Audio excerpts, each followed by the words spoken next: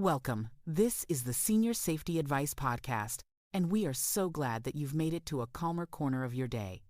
Here, we focus on real solutions, practical help, and the kind of encouragement we could all use a little more of.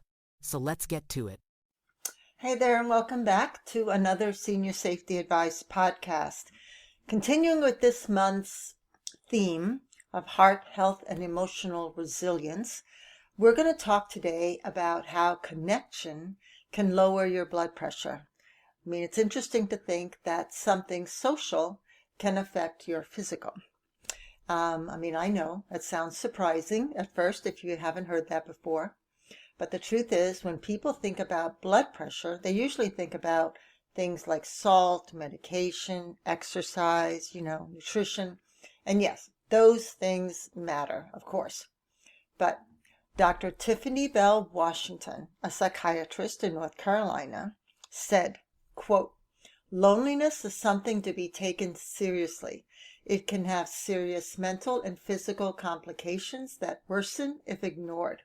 Social isolation and loneliness lead to higher risk of high blood pressure, heart disease, obesity, anxiety, depression, memory issues, and even death."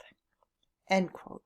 Now, she's not the only one. There are multiple studies on all this, all leading to the same conclusion. Loneliness can raise your blood pressure, and connection helps to bring it down. Not in a dramatic way, not overnight, but gently, quietly, consistently. And here's why I want to talk about this topic, because I think it's a very important matter, especially for older adults and family caregivers. Most people, even healthcare providers, don't often connect the lack of connection due to loneliness with high blood pressure. I want you to know that our bodies are always listening for safety, listening for threat. And when we feel alone, when we feel unseen or disconnected, the body tends to stay on alert. And when the body stays on alert, blood pressure rises. It's not weakness, it's just biology.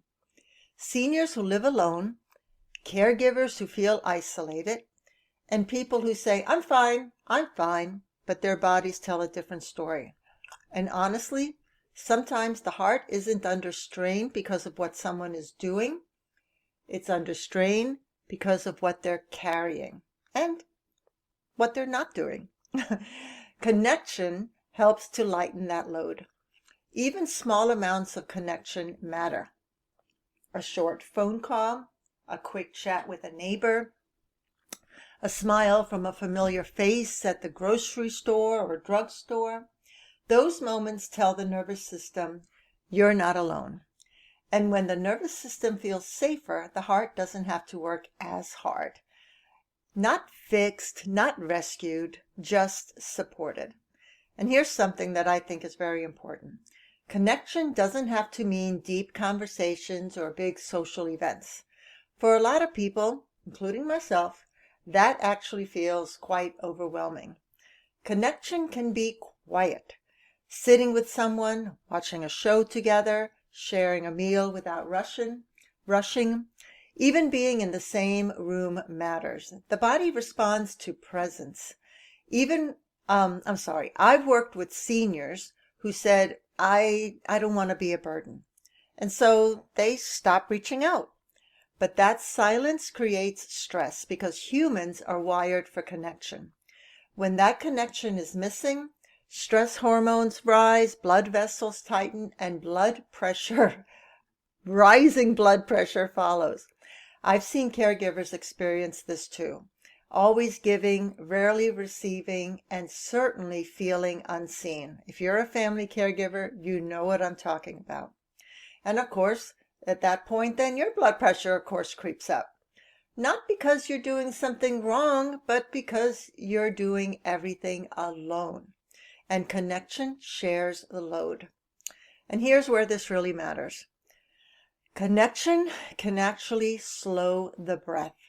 It softens muscle tension. It steadies the heart rhythm.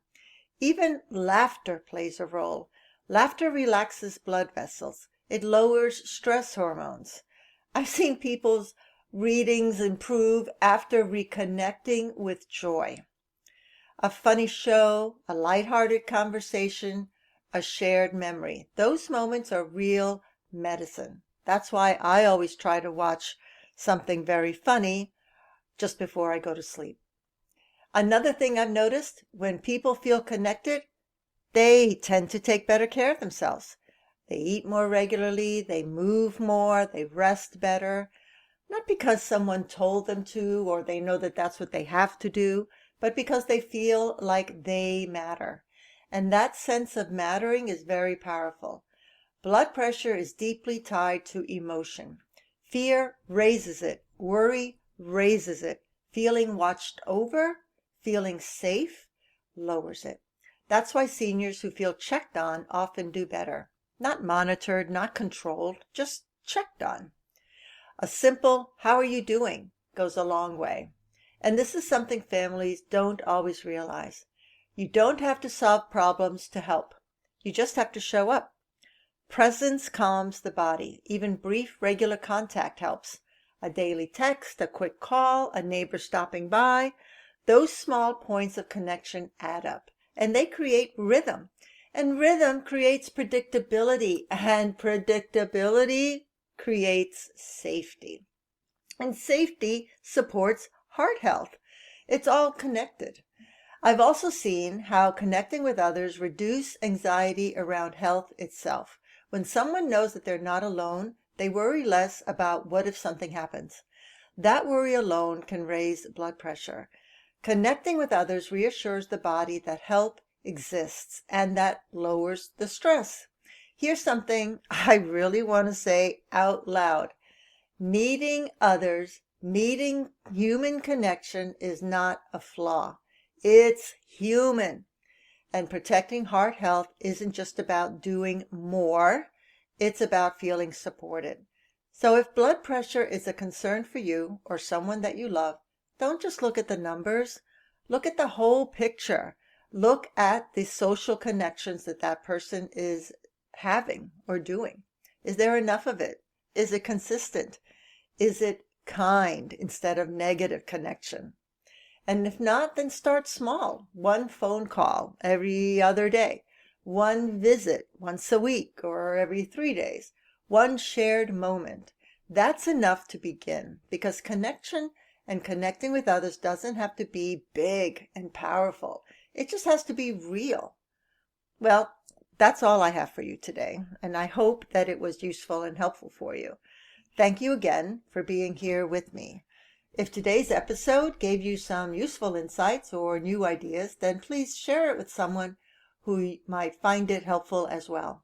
And of course, you can discover even more expert tips and helpful guides for seniors and caregivers at seniorsafetyadvice.com.